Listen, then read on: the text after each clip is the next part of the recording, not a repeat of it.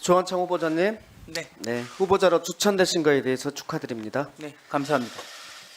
후보자님, 사법농단 연루된 사건이 있었죠. 네, 거기에 대한 저희 질의에 대해서 서면 답변을 주셨는데 재판 관여 행위로 받아들여졌거나 사법부 독립이라는 가치에 누를 끼쳤다면 송구스럽다고 대답 주셨습니다.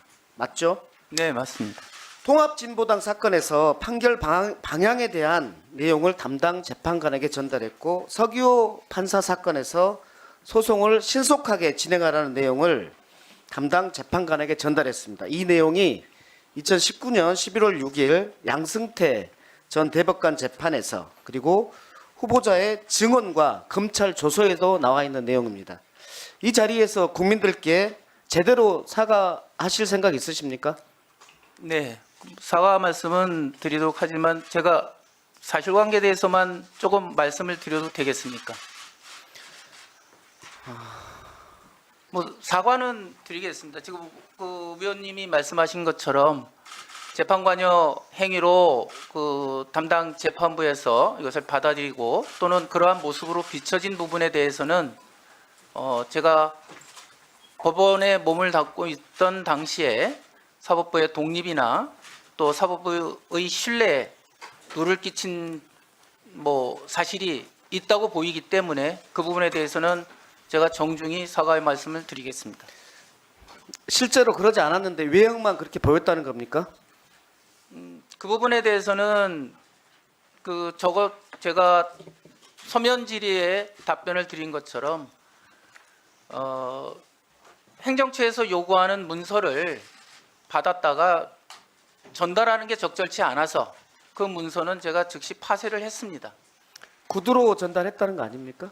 구두로 전달한 말이 법률적으로 여러 어려운 문제가 있으니까 신중하게 검토해 주셨으면 좋겠다라는 취지였습니다. 그게 물론 좋습니다. 검찰 조서에서의 발언 내용을 보면 대차게 거절했으면 좋겠지만 그러지 못했습니다.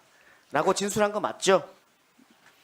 거기 보면 업무 능력이 부정적인 평가를 받을 수 있다고 생각했습니다. 이런 부분들 때문에 전달을 했는데 곧대로 전달한 건 아니다. 이런 취지로 받아들이면 되겠습니까? 그리고 이 부분과 관련해서 대차게 거절하지 못한 것과 관련해서 국민들께 사과를 다시 한번 해보십시오. 그러면. 네, 그 당시에 문건을 받을 때 전달받을 때 처음부터 거절을 했으면 이런 문제가 발생하지 않았을 것이라고 저는 생각을 하고 그거에 동의를 합니다. 그래서 이 대차게 거절했으면 좋겠지만이라는 말이 나온 게 바로 문건을 전달받을 때 상황에 대한 하고 말론 말아야 되는데 네. 이러면 계속해서 갑니다. 네네, 알겠습니다. 그 후보자를 추천하신 국민의힘 추천 사유가 뭔지 아세요? 법원칙을 준수하고 기본에 충실한 재판을 법원 내에 전파하였다라는 내용인데 사법농단 사건을 보면은 이 추천 사유가 맞는지 의심스러워집니다. 그래서 깔끔하게 사과하실 거면 사과하셔야 됩니다. 네, 그 사과하시겠습니까? 부분에 대해서는 다시 한번 정중하게 사과를 드리겠습니다. 네, 좋습니다. 다음 질문합니다. 대통령 권한대행이 국회 선출 몫에 헌법재판관을 임명하는 것, 조한창 후보자와 같은 경우입니다. 이 임명하는 것과 관련해서 헌재에서도 법리상 가능하다고 했고 그리고 어제 두 후보도 가능하다고 했습니다. 후보자의 생각은 어떠십니까?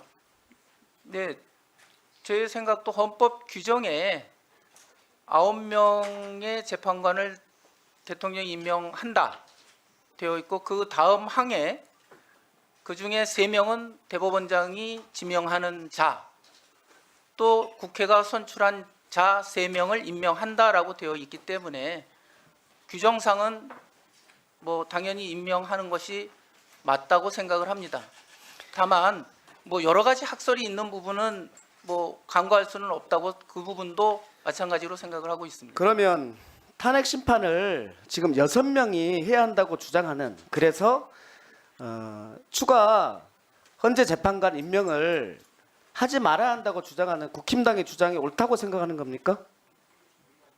일단은 지금 규정이 7명이 심리를 할 수 있는 규정입니다. 근데 그 규정 자체가 가처분으로 되어 있어서 6명이 지금 심리를 하고 계시는데 그 부분에 대해서는 정상적인 방법은 아니라고 생각을 하고 있습니다.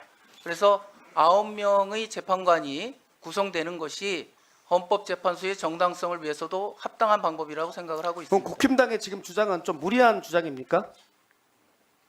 뭐 일각에서 보면 무리하다고 볼 여지도 있다고 생각을 합니다. 후보자의 생각을 묻습니다. 제가 객관적인 다른 사람들을 묻습니까?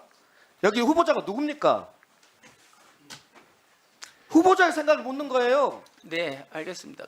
그 부분에 대해서는 명확하게 이 부분도 명확하게 못합니까? 말씀드리겠습니다. 9명에 구성되는 것이 합당하다고 생각을 합니다. 네. 그 성공한 쿠데타는 처벌할 수 없다. 어디에 나온 말인지 알죠? 네, 5.18 내란 불기소 사건에 나왔단 말입니다. 서울의 봄 영화에서 실패하면 반역, 성공하면 혁명이라고 했는데 여기에 대해서 동의하십니까? 네. 동의한다고요? 아니 그런 말 자체가 있었다는 거에 대해서 지금 제가 말씀드렸습니다. 거기에 대해서 헌법재판관이 되시려고 하는 후보자께서 그 말을 동의하느냐라고 묻습니다. 동의하는지 동의 안 하는지를 묻습니다. 동의하지 않습니다. 예. 통치행위도 사법심사의 대상이 된다는 게 헌재와 대법원의 판례인데 후보자도 그렇게 생각하십니까? 예, 대법원의 판례들을 존중하고 그렇게 생각을 합니다. 예, 좋습니다. 대통령의 거부권에 대해서 내재적 한계가 있다는 것에 대해서 동의하십니까? 헌법 정신에 비춰 봐서 어느 정도의 제한이 있을 수 있다라는 점에 대해서 동의합니다. 예, 대통령의 거부권의 요건은 무엇이라고? 거부권의 1분 더 드리겠습니다. 예, 거부권의 요건은 제정된 뭐 법률이라든지 그런 부분이 헌법에 반하거나 정책적인 판단상 적절하지 않다고 보일 때 거부권을 행사할 수 있다라고 생각을 합니다. 거부권의 요건에 여야 합의가 없으면 거부한다라는 것도 있습니까? 명문 규정이 없습니다. 없죠. 그리고 그 내재적 한계에 거부권을 자기 또는 가족, 대통령의 가족 또는 대통령의 본인에 대해서 행사하는 것에 대해서 내재적 한계가 있다는 것에 대해서 동의하십니까? 그 부분에 관해서는 어느 정도 형평성이나 거부권 행사의 공정성을 위해서 헌법 정신에 대해서 충분히 신중한 검토가 필요하다고 생각을 합니다. 하나만 더 묻겠습니다. 과거에 박근혜 대통령 탄핵 때 최순실이 특검 추천에 대해서 야당만이 추천했다고 위헌 심사 청구한 거 알고 계십니까? 네, 알고 있습니다. 네, 2분 더 드릴게요. 네. 알고 계십니까? 네, 알고 있습니다. 그것의 결과가 어떻게 나왔는지 알고 계십니까? 합헌 결정이 난 걸로 알고 있습니다. 합헌의 내용이 무엇인지 알고 계십니까?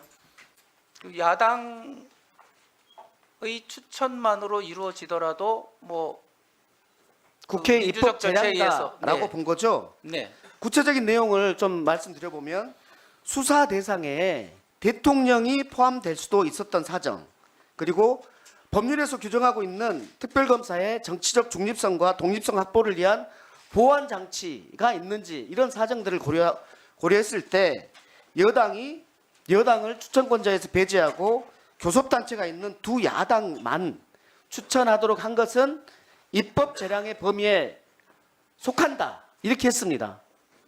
그렇죠? 그렇게 알고 있습니다. 그러면 이번 내란 특검과 관련해서 야당이 추천하도록 하는 것과 관련해서도 이것이 위헌이 아니라고 볼 수 있습니까? 헌법재판소의 그 판단과 그에 따른 기준은 뭐 앞으로 이루어질 결정에서도 기준으로 작용할 거라고 생각을 합니다.